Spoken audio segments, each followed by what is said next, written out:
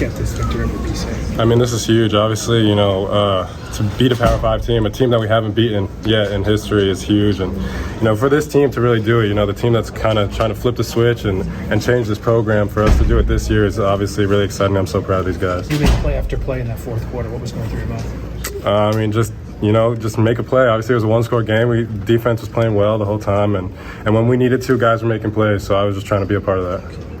How fun was it going into the locker room after this one? I mean, it was so fun. I think this was the best one yet, obviously. So just come in with a W anytime is huge. And, we know this is like just the beginning of a little run we got to go on to do what we want to do. But we were so excited, and we're going to celebrate this one tonight. What happened on the punt play where you picked up the fumble? You could just talk about that a little bit. Yeah, so I just free release. Nobody stepped up to block me on that punt. And then, obviously, they were losing. So he was trying to make a play, which anyone would do. And he muffed it, and we were all down there. Anyone would have got it. But, I just happened to be right there. In a game like this, when the offense, really didn't do much after the first 7 minutes of the game, when there's that much pressure put on the defense, does that kind of give you a little extra edge? I mean, we love it. We say that all the time. Great defenses love that kind of pressure. They want to be the ones to step up and make the plays, and that's what we did today. And, Coach Moore keeps telling us, it's time for us to have a breakthrough as defense and reach our full potential. I think today we kind of got close to that. How about the performance of Price Yates and Eric Watts? It seemed like they were in the backfield all day for you. Yeah, our game plan going into it was the D-line got to just get after them. They were struggling up front. They had some injuries, that type of thing. So we knew they were going to have a day, and, Price and Eric, they work so hard, so for them to go out there and do what they do, we kind of expected it, and it was really huge, and I'm proud of them. Can you also just describe the impact Durante Jones had, because he had, like you, he had an interception. Just describe his impact on the defense as well. Yeah, Durante, he brings the energy. He's a huge leader for the defense, huge leader for the team. So he brings all the energy, and then, I kind of messed up a play. They got that big play, but Durante kind of covered me and got that interception in the end zone, so I appreciate him for that, and it was just huge. Sorry. This win's obviously going to surprise a lot of people outside the program, but probably not so much you guys. Can you kind of appreciate that people? Yeah, we're not shocked at all, to be honest. We tell each other, nobody's going to believe in us except the guys inside these walls right here. So every time we step on the field, we have the utmost confidence, and we believe in each other, believe in Coach Moore and the coaches that we have, and it's just really exciting. And hopefully this kind of show a few people what we can do. This is the best one of your career? Yeah, I would say so. The first of many, though. Jackson, once you got through Michigan and NC State, it seems like this defense has gotten better and better. Do you feel that way, and did you feel like you were bound to have kind of a breakthrough like this? Yeah, after NC State, Coach Moore told us, even though we didn't play too well, he saw some good things from us, and he saw some things that were positive, and we just kind of, each week, we kind of keep trying to build on it and build on it and build on it, and by the end of the season, we just want to be rolling, and that's kind of what we want to do as a defense. You've had some personal success here in your first few years. You could have left. Why did you stick around, and does this make it worth it a day like today?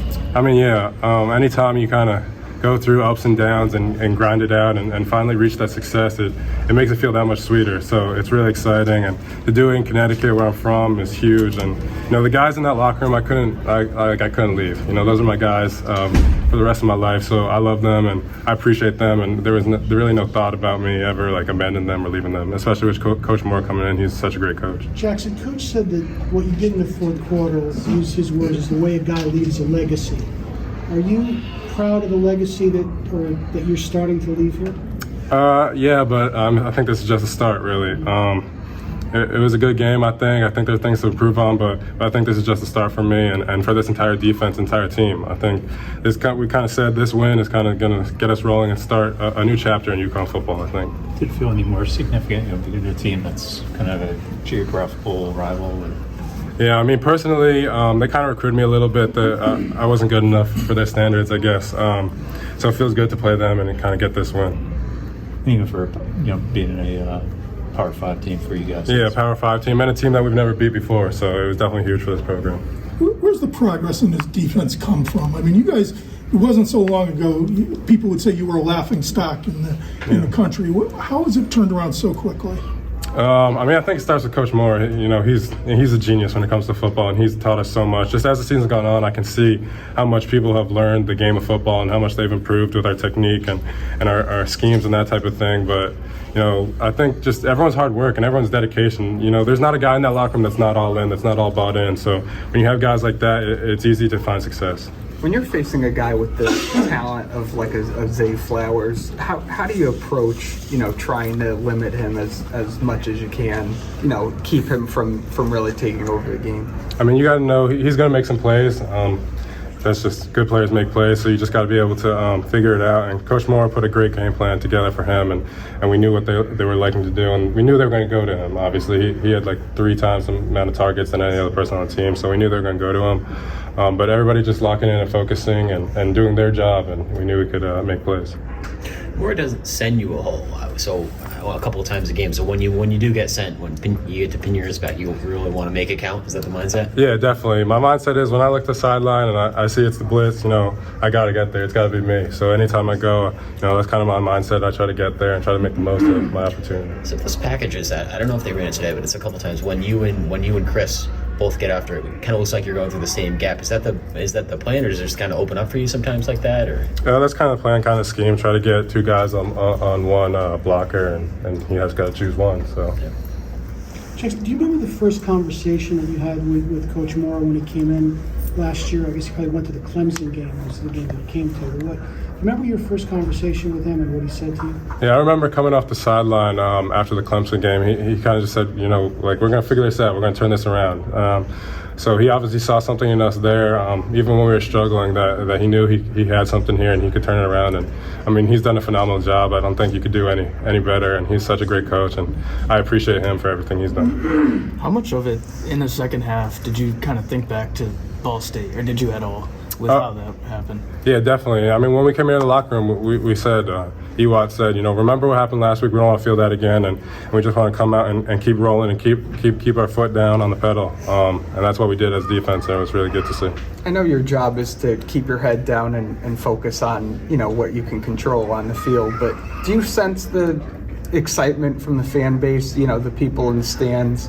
It really seemed like, you know, the sort of the old Rentschler days where, you know, it was a pretty packed crowd and it was pretty loud. Oh, yeah, I love when the crowd gets loud. I try to play into the crowd. And today was the best crowd I've played in front of here, in front of Rentschler. So it was really great. I appreciate all the fans, you know, supporting us and coming back and really believing in us and having hope in us and Coach Moore. So we appreciate it, and we hope to keep it going. We got 2 more home games in a row, so I hope to see him there. Jackson, just your thumb. Can you tell us a little bit about what's going on there and how that kind of affects your game? I mean, it don't affect my game too much. I don't even really think about it during the game. I got it wrapped up and casted up and stuff. But, yeah, I had broken it a while back, got surgery. It didn't really work. So it's kind of just aching, a little still broken. Yeah, still a little broken a little bit. So just tough it out. It's not that big a deal.